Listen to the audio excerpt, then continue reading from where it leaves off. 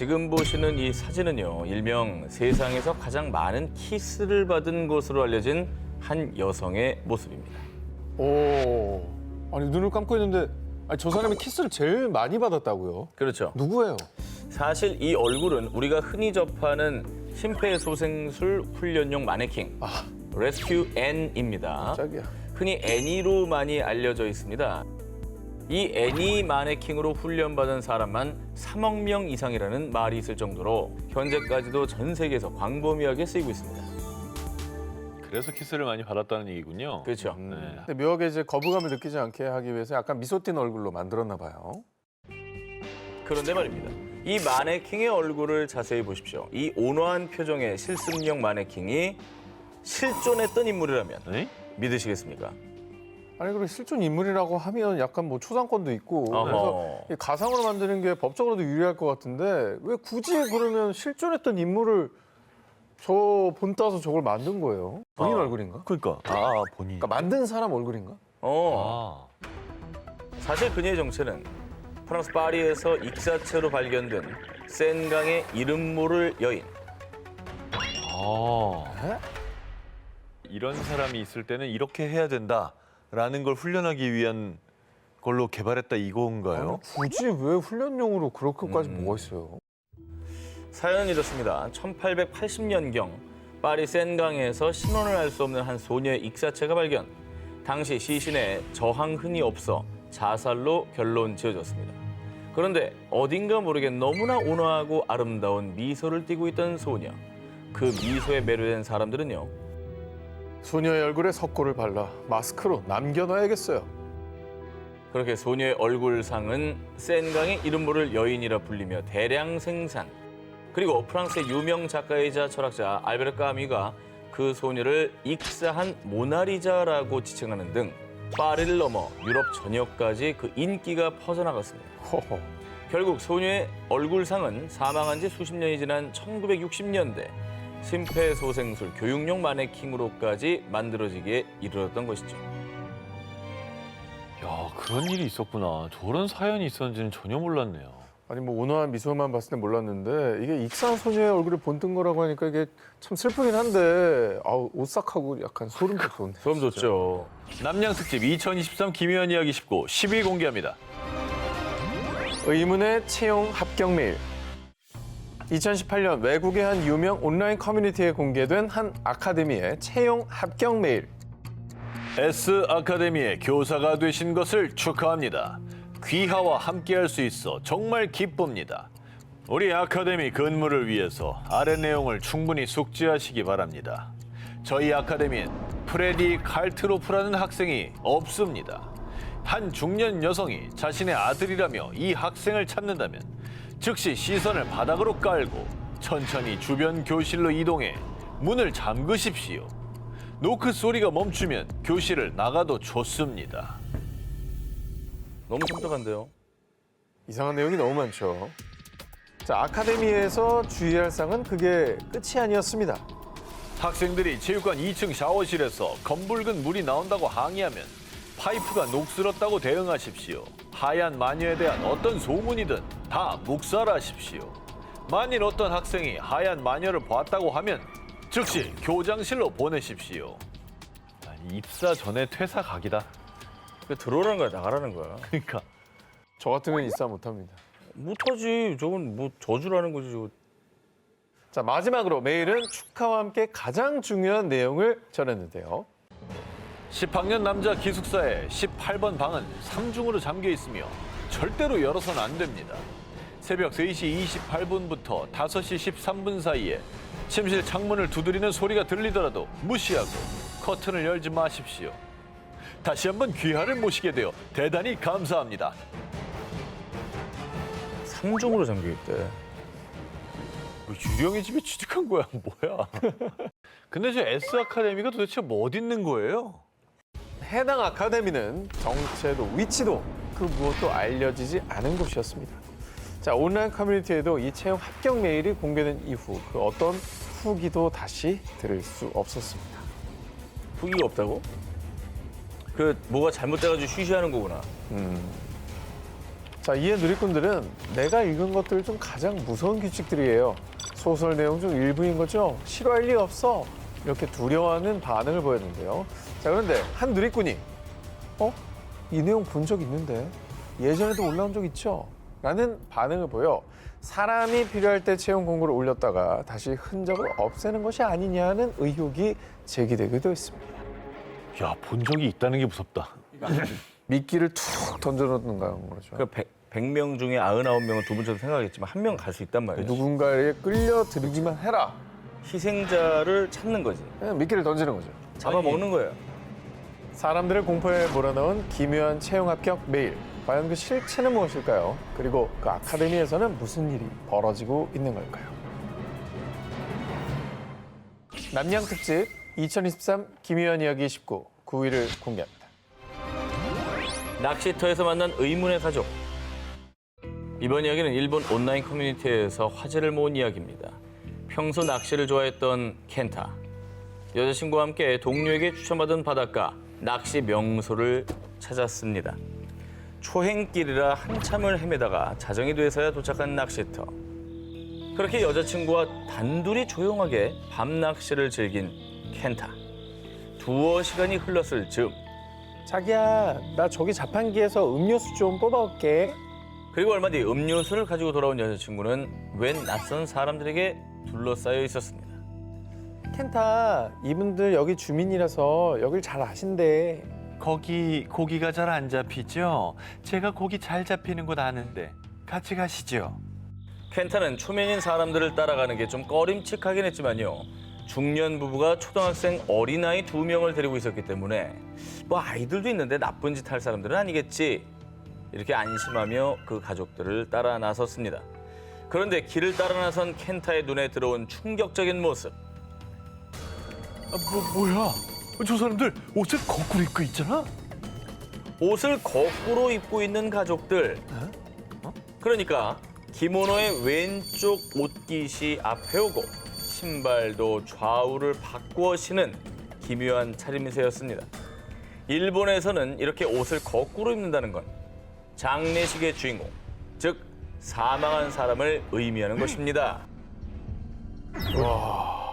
그럼 볼이 쫙 올라오죠? 엄마랑 애들이랑 다 귀신인 거예요? 다 귀신이었어? 옷을 거꾸로 입은 정체불명의 가족들.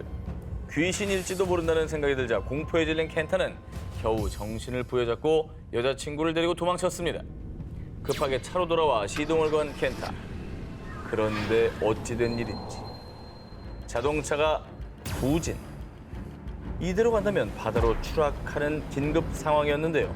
심지어 룸미러 너머로는 그 가족들, 아니 귀신이 보이는 상황. 어떡해? 와, 귀신이 이렇게 직접 사람을 해코지 하는구나. 어떡해? 켄타에게 죽을지도 모른다는 공포가 온몸을 덮친 그 순간. 아, 어떡해! 차가 말을 안 들어! 자꾸 뒤로 간다고! 괜찮아. 앞으로 잘 전진하고 있어. 뭐야? 여자친구한테 귀신 신 거야? 여자친구의 기이한 반응에 더욱 패닉에 빠진 켄타.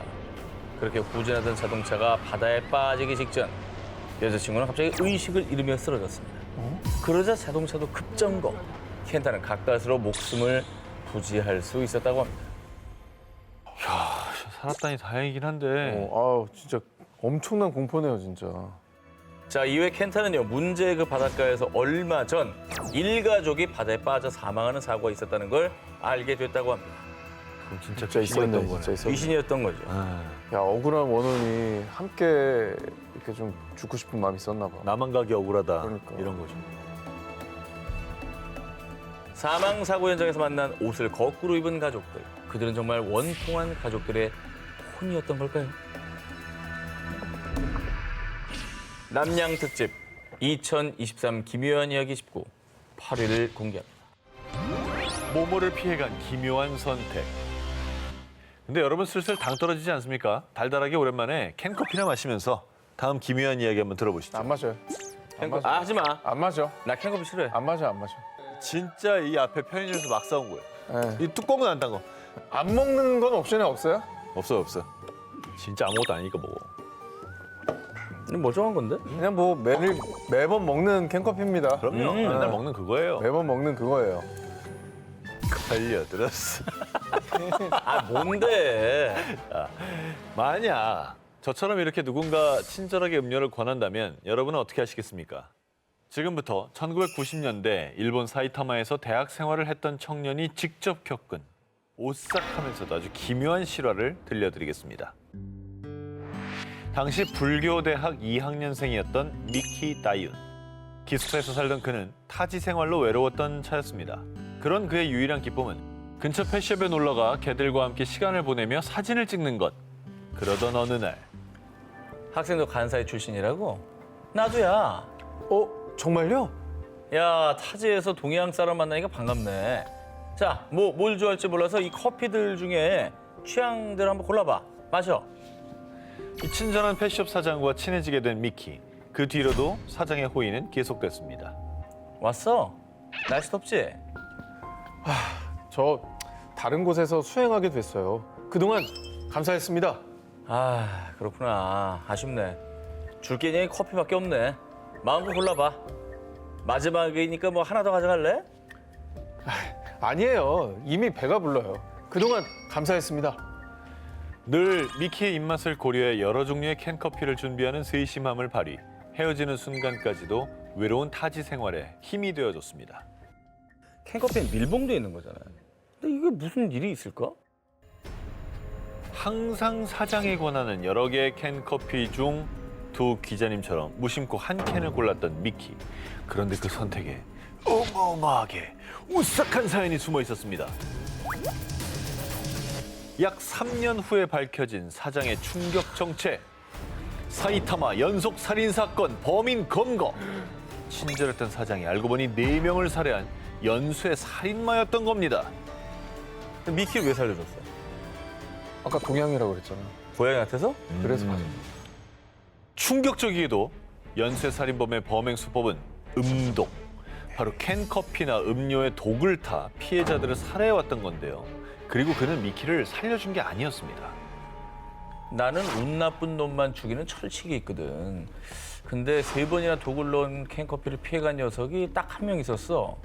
죄다 피해가길래 한 번 더 권했는데 사양하더구만. 그 녀석을 보면 정말 부처가 있는 게 아닌가 싶어. 사장이 권했던 캔커피 중 독이 없는 커피는 단 하나. 정말 신이 그를 보호했던 것인지 정말 기묘하게도 늘 독이 없는 그 하나의 캔을 선택한 미키. 그만은 죽음을 피해갈 수 있었던 겁니다. 진짜 신의 가오가 있었나 봐. 잘 피해갔네. 아쉽네.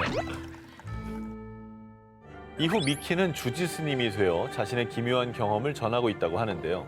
친절한 가면을 쓴 연쇄 살인마가 준 음료. 정말 신이 그를 보살폈던 건 아닐까요? 남양 특집 2023 기묘한 이야기 19 2위를 공개합니다.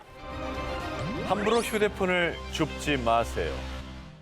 하루의 대부분을 함께하는 내 몸과 같은 휴대폰. 여러분은 이 휴대폰을 얼마나 믿으십니까? 이번 기묘한 이야기, 일본에서 오래된 휴대폰을 주었던 사람의 과거 이야기를 들려드리겠습니다.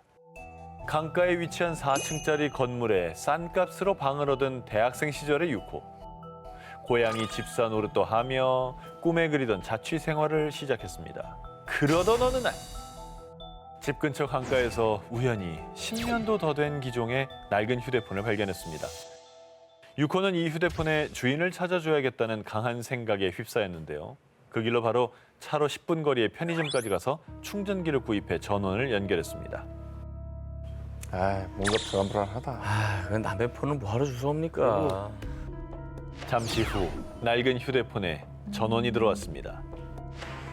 그런데 휴대폰 창에 뜬 미수신 메시지와 전화가 1통, 10통, 100통, 1000통 수신할 수 있는 한계를 넘어 비정상적으로 쌓여 있었습니다. 놀란 유코가 휴대폰을 바닥에 떨어뜨렸는데요. 그리곤 일단 주인을 찾아주려 자신의 휴대폰으로 경찰에 전화했지만 어떤 일인지 경찰은 전화를 받지 않았습니다. 왜 또 안 받아? 그런데 진동 때문에 전화가 움직이는 것 같은데? 낡은 휴대폰은 유코를 향해 천천히 하지만 정확하게 마치 살아있는 것처럼 다가오고 있었습니다. 겁에 질린 유코의 발 앞에 멈춘 휴대폰. 그리고 그때 낡은 휴대폰에 전화가 연결되며 물 빠지는 소리와 함께 기괴한 여자의 비명이 들려왔는데요. 그 순간 꼼짝도 못하고 굳은 유코의 앞에 고양이가 나타나더니 낡은 휴대폰을 밟기 시작. 그러자 곧 소리는 잠잠해졌습니다. 고양이가 뭔가 귀신을 알아챈 거지. 뭔가 알고 그런 거야. 고양이 영물. 영물이잖아요. 영물이죠. 그리고 거짓말처럼 드디어 유코의 휴대폰 너머 들려온 경찰의 목소리. 이후 경찰에 따르면 유코의 집과 연결된 하수도에서 3년 전 실종된 여성의 유골이 발견됐고요. 이 여성은 유코가 살던 집 거주자로 밝혀졌습니다. 심지어 유코가 주운 휴대폰이 바로 사망한 여성의 것이었습니다. 억울한 사연으로 이제 세상을 떠난 귀신. 본인의 억울함을 또 알리려고 전화를 건 게 아닌가 하는 생각이 듭니다. 혹시라도 오래된 물건을 보신다면 함부로 줍지 마세요. 기묘한 존재가 말을 걸지도 모르니까요. 남양특집 2023 기묘한 이야기 19 1위와 18위 헤드라인 공개합니다. 모모의 철규. 공포로 물들인 모모의 줄다리기. 이번 이야기는 2009년 대만을 발칵 뒤집어 놓은 충격 실화입니다. 2009년 어느 날 대만 까오슝시의 한 모텔. 투숙객이었던 남성 A 씨는 갑자기 자신의 얼굴에 누군가의 긴 머리카락이 덮치더니 그 위로 피가 뚝 얼굴 위로 피가 떨어지는 악몽을 꾼 것입니다. 그런데 이상한 건 자기야, 꿈에서 어떤 여자가 피눈물을 흘리면서 내려다보고 있었어. A 씨와 함께 잠들어 있던 여자친구도 똑같이 피눈물 흘리는 귀신 꿈을 꾼 겁니다. 뭐야, 이거는 좀 무서운데? 그런데 말입니다. 이 모텔에서 직접 귀신을 목격했다는 증언은 없었지만요. 기묘했던 건 귀신 꿈을 꿨다는 투숙객들에게 공통점이 있었다는 겁니다. 그건 바로 모두 302호 투숙객이었다는 것. 그리고 그 악몽이 얼마나 끔찍했던지 302호 투숙객들은 악몽에서 깨자마자 바로 체크아웃. 혼비백산하며 달아난 사람이 한두 명이 아니었습니다.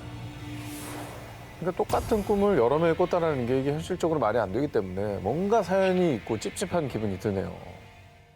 그런데 말입니다. 어느 날 302호에 투숙했던 한 부부가 체크아웃을 하며 남긴 말.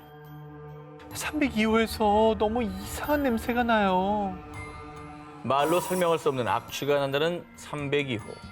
모텔 직원은 이 말을 수상히 여기고 302호에 들어가 청소를 시작했습니다.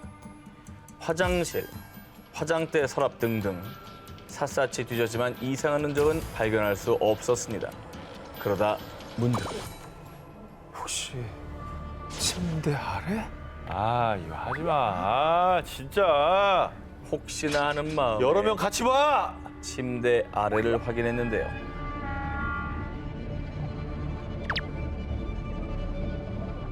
모텔 직원이 발견한 건 검은 비닐봉지로 덮인 시신 한 구. 이미 사망한 20대 여성의 시신이었습니다. 아, 그럼 그동안 투숙객들은 저 시신이랑 같이 잔 거예요? 그렇습니다. 경찰 수사 결과 사건의 전말은 이랬습니다.